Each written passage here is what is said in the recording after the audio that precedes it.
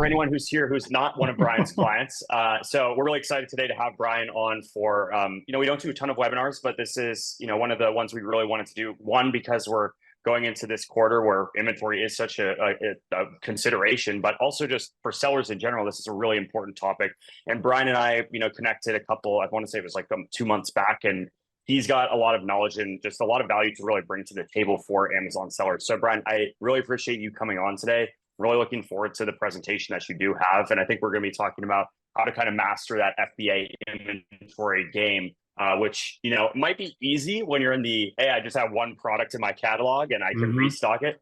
But the second you start getting either a lot of products added to that catalog, or maybe you are just doing a really high volume, or high sales velocity, it becomes a bigger and bigger challenge. And so I think that's why, I'm excited to have you today. I think everyone who's going to watch this now or later on is also going to get a lot of value out of this. So without further ado, I'll turn it over to you, to give us some background on kind of who you are, and we can dive right in. And again, I'll be monitoring the Q&A this whole time. So if any questions do come up, I'll try to call them out if you don't see them. Awesome. Thank you, Ben. Okay, let me make sure I'm sharing the right screen here. There we go.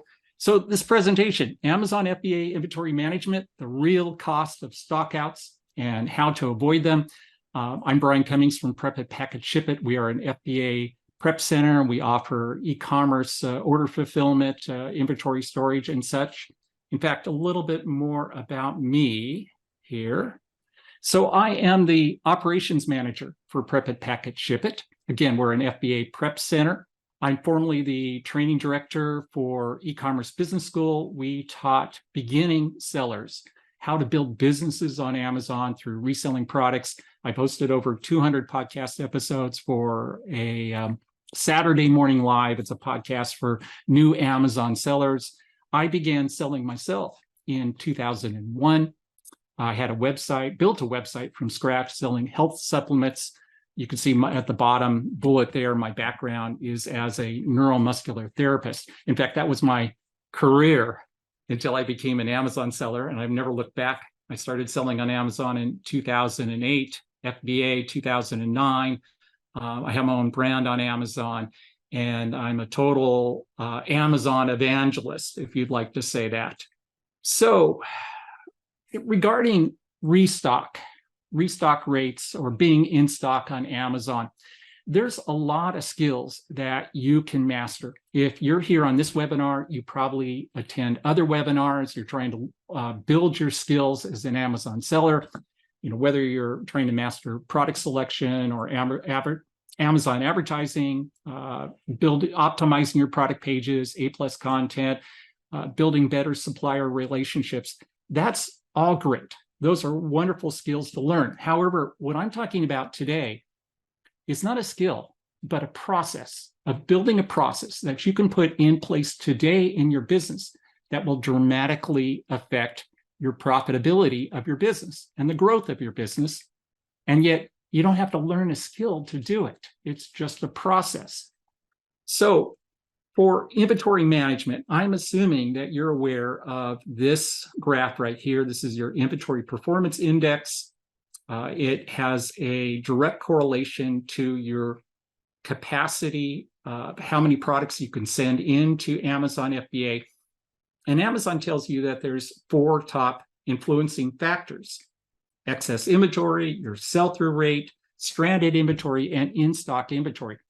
And sell-through rate is the rate or the velocity of the sale of your products. That one is key to your inventory performance index, key to your profitability. It's something you should really be tracking, which products are having a good sell-through rate.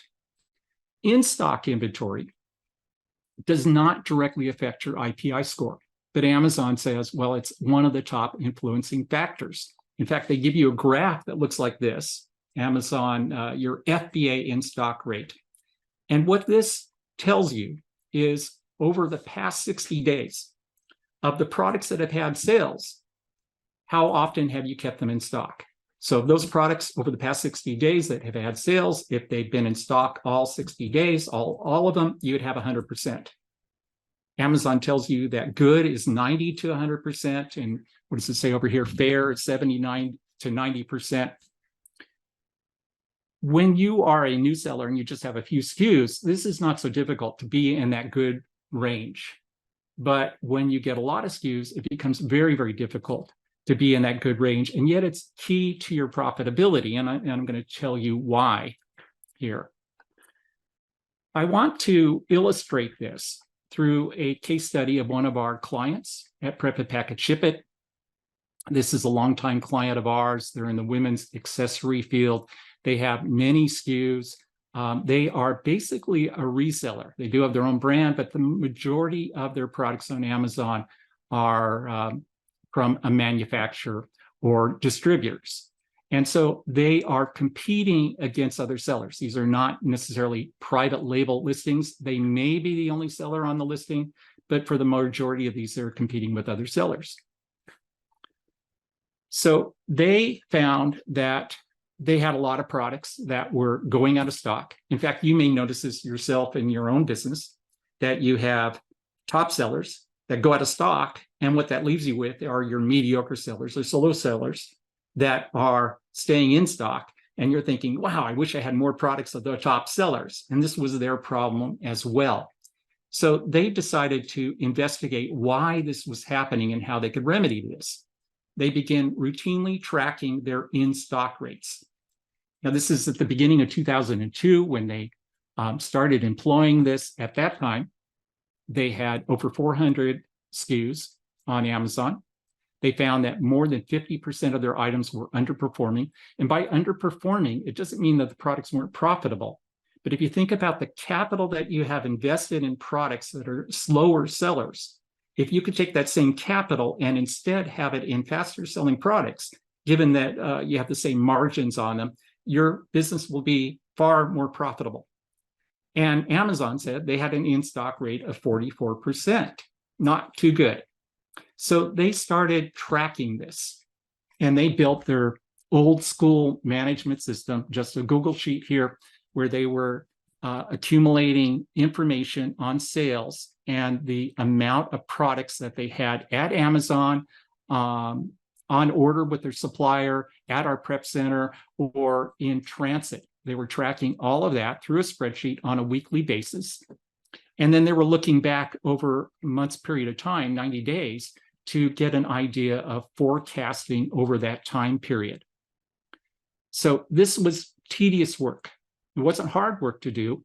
They employed one of their team members who would do this, and that consumed a lot of the team members' time to track every single SKU like this. But it gave them incredible insight into their product listings. Now, this isn't a skill, this is a process. And I'm hoping that you take away from this that building this process or implementing this process into your business can be one of the most valuable things that you can do for the profitability of your business. So after employing the tracking and what they learned from their business, this is what they did in March of 2023, or where they were at with their business. So it's 14 months later.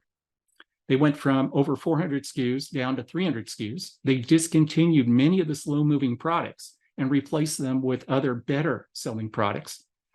But more importantly, they stayed in stock more often. In fact, almost twice as often. They went from 44% to 85% in stock.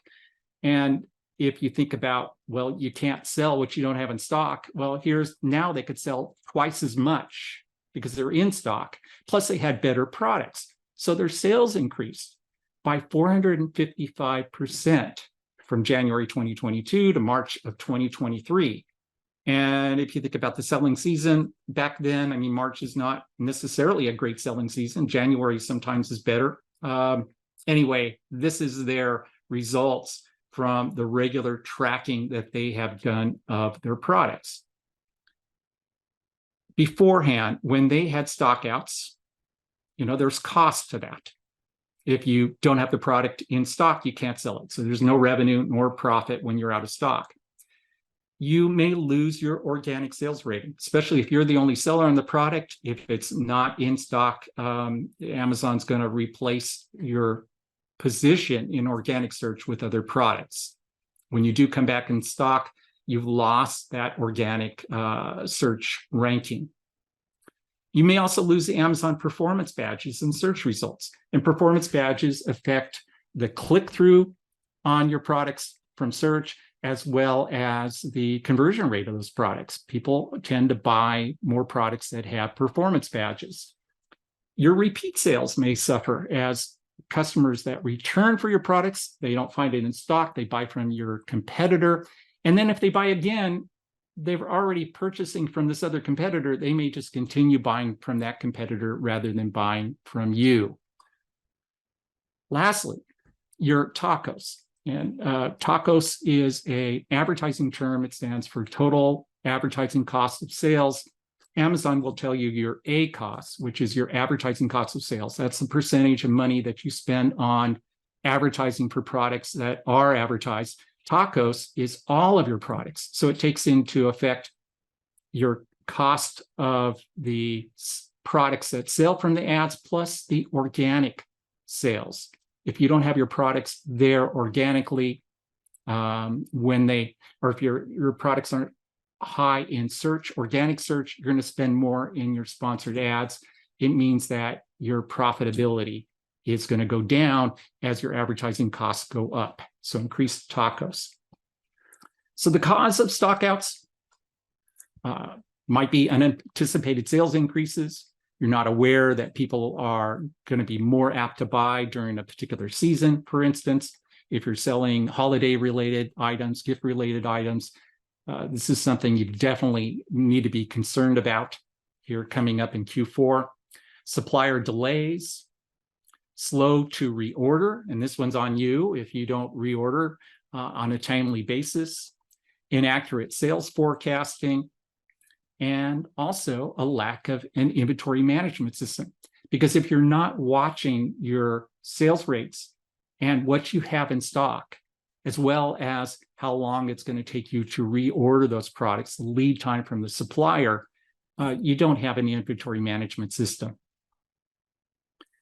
So again, after they employed this inventory management system, which was just a simple spreadsheet, and what they learned from this, they reduced the number of SKUs, they increased their in-stock rates by 85%, and they increased their sales by 455% just by employing this. They didn't have to learn how to do better sponsored ads. They didn't have to learn or master page optimization and building A+ content. Just by the inventory management, it made all the difference in their business. So how do you do this?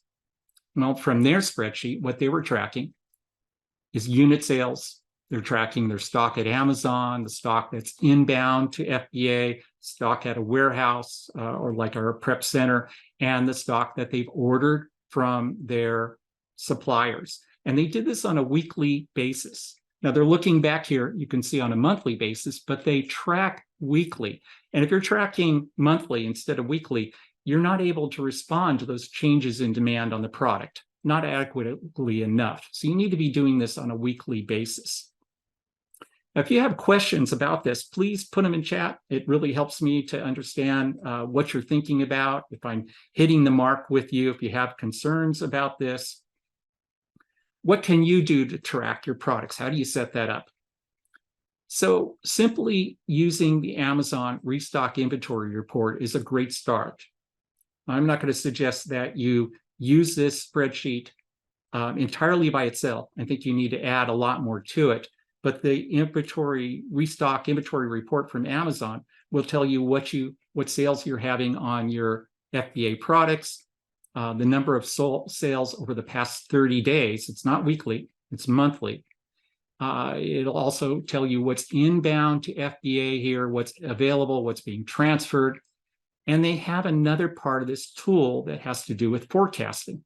They're going to show you what they believe, based upon 90-day sales, is the recommended replenishment quantity here, and how many units you should be sending in, and the ship date that you should be using here. When should you ship those by?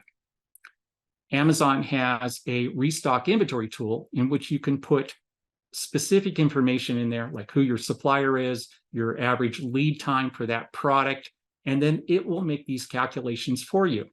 And although this tool, you would think, well, this could do it all, it's not going to give you the insight that developing a process for tracking your inventory will give you. Ben, you got your hand up there? I got my hand up. Sorry, I just Okay. so there are two questions that I think these are both really good questions. One from Carl asking, would it actually be possible to get the template that you were showing earlier, that Excel template? Is that something that you guys actually help your clients generate, or that you have an example you can give to them? Let's go back to here. So this Amazon restock inventory report, that is comes directly from Amazon. You go to your FBA reports and you'll see that there.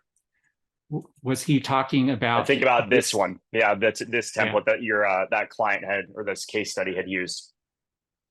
This particular template here, let me go back to, I don't know that I can get there. Let's just go this way. That's all good. There we go. So this particular template, I can inquire from the seller about this. I know he doesn't use this now, and I'll tell you what he's replaced it with. But creating a template like this would be really easy to do. Yeah, let me make that process. What's not going to come with it is how to use the template. Sure. And I think, though, if you have a template, it's a pretty good starting place. So let me inquire of our client if we can make this available. That'd be awesome. And I think kind of we have another question here from Juan, which I think is actually a good follow-up question. And he just says, what program or service do you recommend for inventory tracking? And so in that vein, like, is there a tool different from Excel maybe that you would use or recommend that clients might look to use? I know there's a lot of softwares that I've used that have very bare bones, reporting, but they don't really help a ton with like forecasting. So I haven't come across one yet, but I'm not actively using those. So is there anything that maybe you would recommend?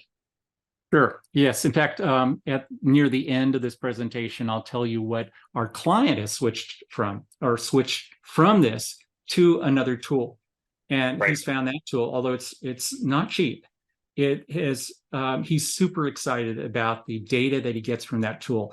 And again, that tool that he's using here they have it presented in spreadsheet format so that you can glean information from it. You want to be able to back up to this and look at your inventory, not just as individual units, but also as from a whole, and be able to compare one product against another. And the tool that he's using now allows them to do this. Very cool. Okay, cool. Okay. So we'll talk a little bit more about that later. I'm going to go back to mute mode. Mark is using a tool. He's put it in chat, Finale Inventory. I've never heard of it, but he's recommending that. And there's lots of other tools out there too. Okay. So the Amazon Restock Inventory tool, this is helpful. This will give you that data that you're looking for, but what it doesn't do is give you the picture as a whole. And it's the process of weekly reviewing your inventory that's going to make the difference. It's going to give you what you need up here to make intelligent decisions about the products that you're selling and the way you're ordering those products. If you simply use a tool like this, it becomes more like a crutch. You put the tool in place, you wait until it pops up and says, oh, you need to order. Well, that may be too late by that point. And also, Ben, how do you feel about Amazon's recommendations? Historically I do not like them. They're sometimes weirdly spot on from my experience, but the other 70% of the time they're very far off in one direction or the other. That's just been my personal experience, and it hasn't changed over the 6 years that I've been in Amazon. It's all, working around the Amazon ecosystem. So that's just what I've seen. Me too. I started disregarding those recommendations many, many years ago, and I've never looked back at them. All right. So, it's oddly strange to have Amazon doing your forecasting. I think the data that you get from Amazon, especially from this report, is really worthwhile, but I would not necessarily follow their recommendations here. Okay. So what strategies can you use to avoid stockouts? You track your unit sales and available inventory on a weekly basis. And just as I mentioned, if you do it on a monthly basis, as that spreadsheet is set up, it's too late to respond to changes in demand in your products. You also want to know your inventory lead times. That's the length of time it takes to get from the moment you order your product to the point that it gets to sale on Amazon. So you order it, their shipping, the time in transit. If it goes to a prep center like ours, their processing time, shipping it into Amazon FBA. If you're using LTL, for instance, to ship into Amazon SPD rather than small parcel delivery. In other words, selling it on pallets, sending it into Amazon FBA on pallets rather than in individual boxes with UPS, your lead time will increase because of their check-in time for pallets. So you need to understand all of those lead times there. You want to establish your inventory coverage target. A coverage target is how many days worth of inventory do I want to have on hand at Amazon? And when I first started my business selling on FBA, my goal was to have 60 days. And I was happy if I had a sell-through rate of 90 days. I was trying to keep 90 days worth of inventory, get it down to 60 days. Interestingly, I was at a conference and was hearing the seller saying, oh yeah, 30 days. That's all we keep on stock is 30 days. And I was a little shocked by that. And then I found out, well, yeah, if you have a lean inventory with great tracking, you can easily accomplish that and have 30 days. This is your capital that you have invested. And if you can invest it in more products because you have less capital at Amazon, less products, fewer products over time at Amazon, that's great. So what do you do with this? You want a reorder point formula. Now, this is going to tell you when you should reorder your products, and you have to know how much inventory you have in the pipeline and at Amazon.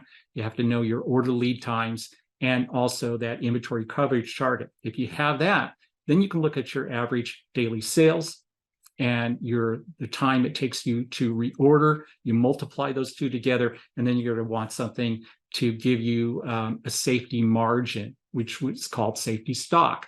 So the way you calculate this, if you have a product that's selling 10 units a day and your reorder lead time is 4 weeks or 28 days, you multiply that 10 units a day of average daily sales by that 28 days of lead time, you get 280. So 280 units, when you have 280 units left, it's time to reorder. However, if your reorder lead time is a little longer or you have an increase in sales, you're going to run out of stock. So you want safety stock there. And there's a number of different formulas for choosing or selecting safety stock, determining that. But if we were to just take an arbitrary 7 days, 1 week of stock, if we were to use that, then we would say, okay, I want an extra week's on hand so I don't sell out. Well, then that would be another 70 units, 10 times 7 days, be 70. You add that to the 280, and now you have 350 units as your reorder point. Amazon's giving you that information in their restock tool. It's the same process that they use there. But this is something you should be doing in your tracking. So when you set up your system with that spreadsheet, you put in this reorder point, and you're tracking this on a weekly basis so you can easily respond to changes in demand. Okay, that's the reorder point formula. It's pretty straightforward. This process right here, because you have control over your inventory coverage target, you have some control over your sales here, and you're certainly tracking it. But one thing that you don't have much control over is how your supplier ships. Do they have it in stock? Are they going to ship it on time? How are they going to ship it? Will there be delays there? One thing that you can do, and this transformed, in addition to the tracking, this technique or this process here, this strategy, helped transform our client's business, that he asked his suppliers for a monthly guaranteed production. So he said, I want to be at the first of the line of all the buyers from you. I want to be first in line so that I can get what I need when I order it. And he made an agreement with them to be able to get those products when he needed them. It may cost you. You may have to set up an agreement with them that you promise to purchase a certain amount over time. You may have to pay up front for some of those products to get this, but establishing this relationship with your supplier that puts you first in line can make all the difference in the world. Ben, were you ordering from suppliers back in COVID, when COVID first hit? I personally was not, but I heard the pains of many other people during that time. So I know that it was challenging.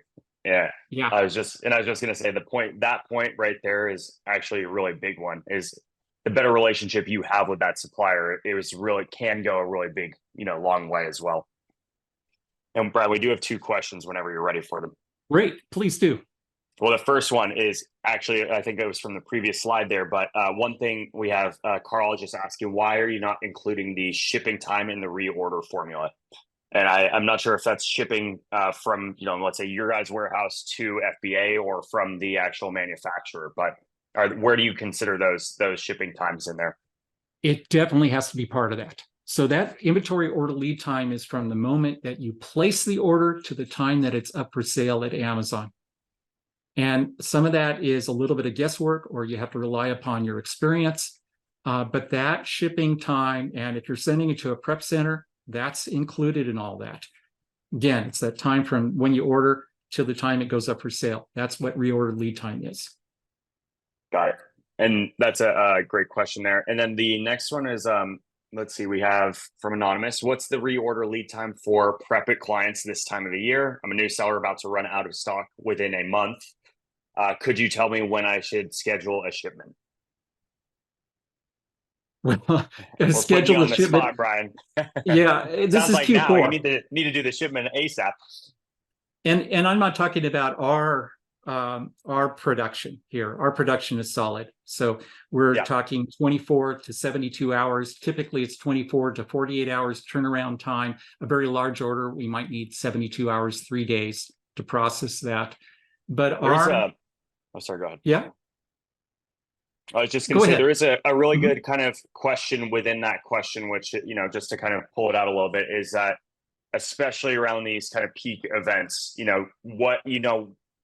guys have a solid operation. If you're with a different 3PL that's out there, maybe you really have to consider their bandwidth a lot more, but also Amazon's going to be receiving vastly more volume in terms of the inbound shipments. And so what do you really need to start thinking about there in terms of considerations? Of course, they're going to try to offset that by hiring a bunch of people, but I've seen personally in years past where it's impacted sellers quite a bit. And the problem is you never know which fulfillment center is going to be behind. So it could be that you send your products in and they get into, let's say you have a split shipment where they're going to different fulfillment centers. The products that go to the first 2 fulfillment centers get checked in time, and the 3rd fulfillment center, they're weeks behind. So this can be a real problem. Yeah. Mark. So the sooner the better, generally speaking. Yeah, the sooner the better. And true, we can also fall behind. It's possible. We have a solid system, but it has happened where clients have sent it. We've had multiple clients all arrive at the same time. We receive containers of products. So we're close to the Port of Long Beach in Southern California. We may have container deliveries. That can back us up. Our promise is 24 to 48 hours or 24 to 72 hours. We had a client that last year, this is an overseas client that used Amazon's warehousing system. So instead of sending to us, and I'm not trying to knock Amazon here, but this is one of those things about, well, how well does Amazon have their act together? They used Amazon's warehousing system. They sent in products in October. Those products were finally put up for sale in March. It cost him so much. He missed out on all of Q4. Yeah, it's a little problematic. Yeah, there's a number of horror stories. And if you get on some of the Amazon user forums, you're going to hear about these horror stories. Unfortunately, there's no guarantee when you're dealing with Amazon. Do we have any other questions? Looks like we're good for the time being. Okay. So ask suppliers for monthly guaranteed production, establish really good supplier relationships. And this takes time to do this. It takes time for you to get to know them and for them to get to know you. Lastly, you got to be tracking. So use a restock inventory tool. At the very least, use Amazon's FBA restock inventory tool, but more importantly, use their spreadsheet and get that information so you're taking it in so you understand the flow of your products better. And or use another third-party management tool. And the one that our client moved to is SoStocked. So we have considered using SoStock and employing it for our clients in general, so all of our clients could use it. This particular client went and tested it out. He's very, very happy with it. Josie Shepard, the owner and founder of Prep It, Package Ship It, was just talking to him yesterday. He's totally a SoStocked fan. And it gives him the data that he needs to make intelligent decisions. That's the most important part. So he has a process in place. SoStock enables that process. And he's a much better seller because of it. Yeah. So Mark's got a question here saying that you guys are currently handling the prep and shipping of glasswater pitchers, it looks like, and do a great job. But they're seeing some breakage issues due to Amazon shipping their pitchers in a poly envelope instead of a box, which is insane. These products are glass pitchers and are indicated appropriately in the Amazon shipping template. Do you have any insight or suggestions on how we can prevent Amazon from using an envelope? Not from using an envelope. They're going more and more to that. Yeah. So what it means is that you have to package your products better. I'll give you an example. I produce drinkware, customized drinkware like coffee mugs, and I would pack mine in boxes, specially designed for that, and then throw them from my office. I'd go outside of my office and throw them down the sidewalk about as far as I could throw them, just like a football.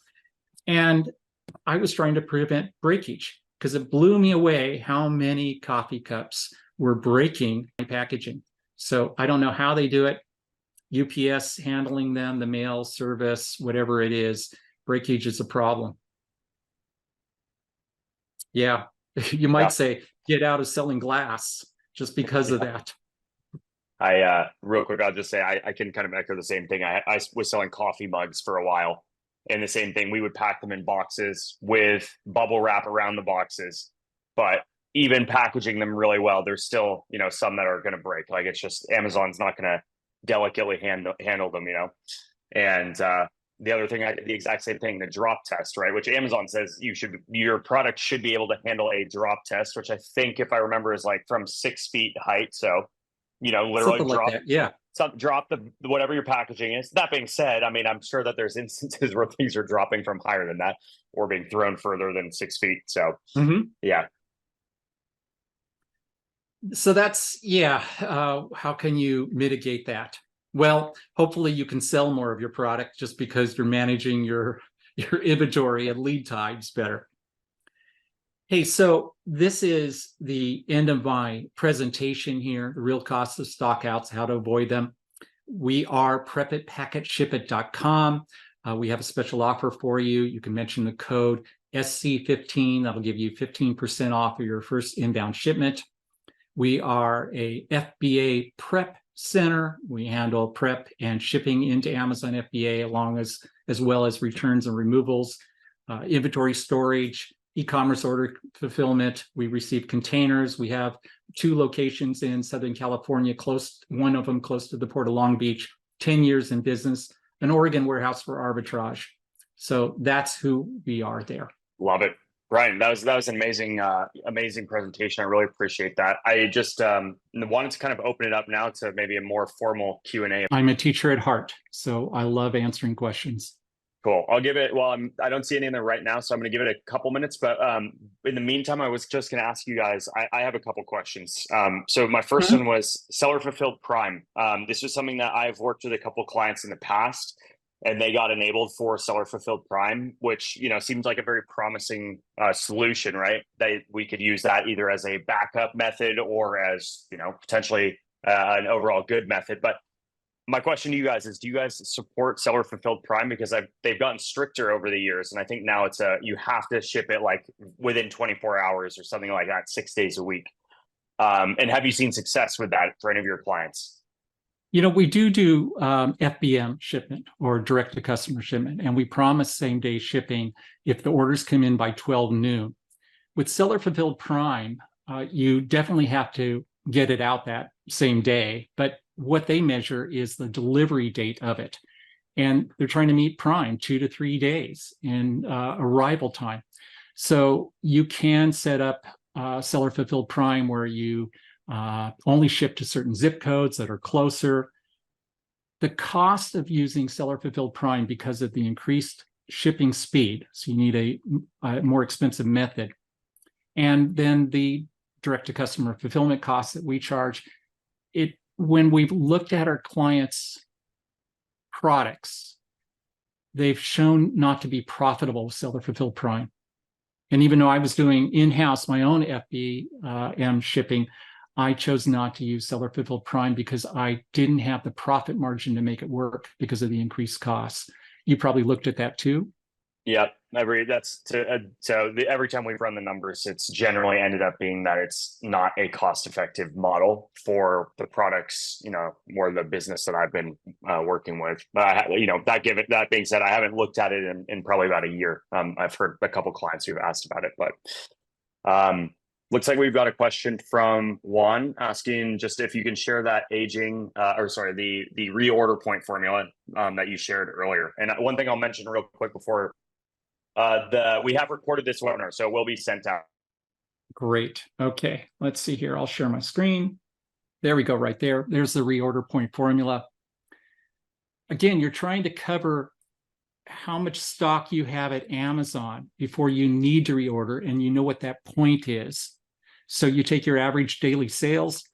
The example here, we're saying 10 units per day, plus the amount of time of stock that you want to have on hand at Amazon, and a little bit of a safety stock here. So if you want to have 4 weeks of stock on Amazon, 10 units, let's say you're ordering every 4 weeks. That might be a reason to have 28 days worth of stock at Amazon. You multiply that by the number of units that you're selling on average daily, add your safety stock to that, and that gives you that point right there. Very simple mathematical formula. If you're managing this yourself in a spreadsheet, it's easy to set this up. You put in those, what's your current number of sales per day. It's going to calculate all of this for you. Love it. And you said there's another question? Yes, the next one we've got here, it looks like okay, I'm getting killed on dimensional weight FBA fees for a foot soak basin. It only weighs less than a pound. I guess there's nothing that can be done about this, ? Yeah, that's the problem with dimensional weight. Dimensional weight is calculated by, I think, all of the shippers out there, like FedEx and UPS. I'm not sure about USPS, but basically they're saying you can't just send a light weight product in a big box without paying for that size of that box. That's what dimensional weight means. So they have a formula for it. You can actually figure it out and use that formula yourself. A lightweight product in a large box is going to cost you a much more higher rate to send it. How do you combat dimensional weight? Well, you could put more weight in your box to get rid of dimensional weight, but that doesn't solve the problem, does it? So you have to make your box smaller. And I don't know how you can do that. Yeah, it's a bit tough if the product you're selling can't be changed, right? So that's definitely a product selection thing too to consider for anyone who's looking at new products to launch is what's the dimensional weight going to look like? Is it going to beat you up there a little bit? Mm-hmm. Let's see. So we answered the two in there. Again, if anyone has any questions, feel free to add them. Another one that I do have is, and Brian, we kind of touched on obviously when you do run out of stock, the downsides of that, which there are many. Do you have any kind of tips that and we talked a little bit before this webinar started, but tips for people who are maybe 2 weeks out and they know they're not going to have their restock in time? What are the things they can do that are within their control to maybe try to stay in stock? Or have a backup plan? Well, a backup plan could be fulfilled by merchant offers on Amazon. So we do fulfill by merchant shipping. If you have the product in hand and you think, okay, it's not going to get checked into Amazon FBA in time, fulfilled by merchant is really probably your only solution. Yeah, that's what I was kind of aiming at. Is that's the normally what we see, is that's the best backup strategy, and having a little bit of inventory at your always at your 3PL, or at your house, even like just something so that you can stay in stock. The other one, and I don't know if this is really in your realm to answer as much. Maybe it is, maybe it's not, but I'll ask anyways. I do every once in a while still see clients that if they're getting really close, they will either bring down their ad spend budget, obviously, which still does hurt you, but it doesn't hurt you as bad as zero inventory and zero sales, but just to slow down the sales rate, or they will increase the price on the listing. Again, certainly these are kind of your worst case, but not as worst case as running out of stock. So do you see those strategies being implemented by any of your, hopefully your clients, they don't have these issues, but is that still something that you would recommend or see?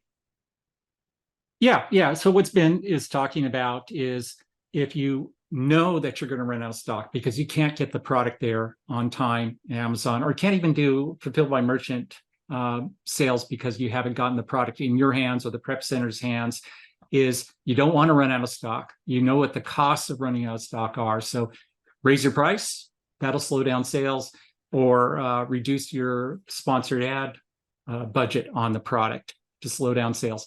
But still, as you mentioned, Ben, it hurts your organic sales ranking on the page when your sales rate, your sales velocity slows down. Yep, absolutely. I've got two last questions, and then I think it will be good unless anyone else asks anything. One of them is I know there are people that ship directly from their manufacturer to Amazon, and maybe they have an inspection service when that checks everything wherever their manufacturer is, and then they ship it directly. And so they kind of bypass the 3PL piece of the equation, or shipping it directly to themselves. The pro, obviously, being that they're trying to reduce costs, and now they don't have to pay for that extra second step shipment. That being said, there's also downsides to that, and I'm kind of curious what your take is on that. If you guys have clients that do a mix of both, obviously all of your clients are obviously using a 3PL, but where do you kind of stand on that? And just if you have any comments, I'm curious. Yeah, probably the biggest issue with that is that you have to send it all into Amazon FBA. You may have capacity limits where you can't send it all. You may not want it all there where you're paying Amazon storage fees. A lot of reasons for that you don't want to send everything to Amazon. You need to use a prep center to do that. Then there's the quality control that the prep center can provide for you. Amazon's not going to do your quality control for you. And Ben, as you mentioned, well, you can have somebody on the supplier side doing quality control. But what happens if things break in shipping? So you can't always depend upon that. And then Amazon is trying to apply this with their, from supplier to FBA process that they're building in time. But yet we know that Amazon has their own problems with staying on track of inventory, not losing inventory, getting it checked in on time. And I wouldn't feel comfortable trusting all of my inventory to Amazon. Yep. Makes perfect sense. We do have a question from Jacob as well. And this one, I think I know what this error is, but Jacob's asking, how can I resolve error 5885 that happens during the listing of a product on Seller Central? Brian, I'm not sure if this is I think the error is you're trying to list a generic product. Where I've personally seen this one is, without a brand name. I've personally seen this be an issue with products that either I've worked with a client that they're doing wholesale in the past, or in some cases when you do G10 exemption, I've seen that become an issue. I don't personally have an answer to this right now, but do you happen to have an answer to that? I can't remember off the top of my head what we've used to resolve those issues. I don't know. Most of my products are listed with a GTIN exemption. I have my own brand. It's never been an issue for me. Yeah. Jacob, if you want to reach out to me separately, ben@sellercandy.com, I can also connect you with our team because we do help people with these kind of issues. And they probably will have a better answer than myself. That's right. That's what your whole Seller Candy is all about. Yeah, is handling with all these annoying issues things with Seller Central. The last question I've got, Brian, and then I think we'll be good here. But this is kind of I'm going to just throw it at you, but how do you, what should people look for maybe if they're not using a 3PL right now, or maybe they're considering changing to a 3PL like you guys? What are some of the considerations that you really should think about when you're looking, kind of doing that process? I think many people first consider cost. What is it going to cost me to use it? You need to understand what your cost is going to be, but it shouldn't be your primary factor. You want to deal with a reputable company that's going to be on time. I would not personally deal with a prep center as a seller. I would not use a prep center nor recommend a prep center that hadn't already been in business for at least 1 year. So they've been through the Q4 selling season, been through that rush, because we've heard it as my role at the e-commerce business school. I saw it all too often where they would use a prep center that fell behind. And that's a huge problem. Also, we are experienced Amazon sellers. Both Josie Shepard, the owner and founder, and myself, we know what Amazon sellers are going through. We know how to solve problems with Amazon sellers. I think it's important to work with a 3PL that knows Amazon well. And the other thing is location. If your suppliers are on the West Coast, why would you want to use a 3PL on the East Coast? So we are a West Coast, Southern California-based company. If you're purchasing products from Southern California suppliers, we're going to be ideal. If you're purchasing products from China, the Orient, having them arrive at Port of Long Beach, we're going to be ideal for that. Yeah, great. And I can echo that too. I think that I've worked with 3PLs in the past that are not Amazon first, and Amazon has its unique challenges and very stringent things that you have to do, right, for inbounding inventory or what have you. That's a big consideration. So just want to echo that as well. And we do have one last question from Carl here, asking, when are you guys going to start offering your services in Europe? There are no plans at this time to offer 3PL in Europe. Okay. You mentioned a great point there, Ben. Amazon FBA is an animal all to itself.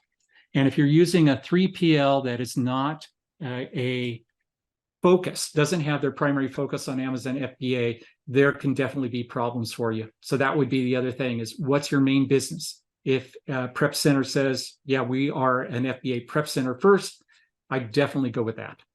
Yep, absolutely. Good stuff. Brian, I think that's all the questions. I think we've covered a lot of stuff in this. So anything else you wanted to shout out or kind of end with, or? No, this has been a joy. Thank you so much for having me on. And if you're a Prep It, Pack It, Ship It client, and you're just now learning about Seller Candy for the first time, check their website out, because they offer great support for all of those Amazon issues that you hate to deal with. And we are Prep It, Pack It, Ship It, prepitpackitshipit.com. Love it. And I think you had a special offer as well for any new clients that you had on your webinar presentation there too. Mention SC15, or just say you heard about us here. SC for Seller Candy 15, it'll be 15% off your first inbound shipment. Great. Love that. Brian, thank you so much. This was awesome. Thank you everyone for attending. I think that's it for this one, and looking forward to having you back on soon. But wishing everyone a happy Q4 and stay in stock. I think that's the final message here. Okay, guys. Thanks, Ben. Bye-bye, everybody. Bye now.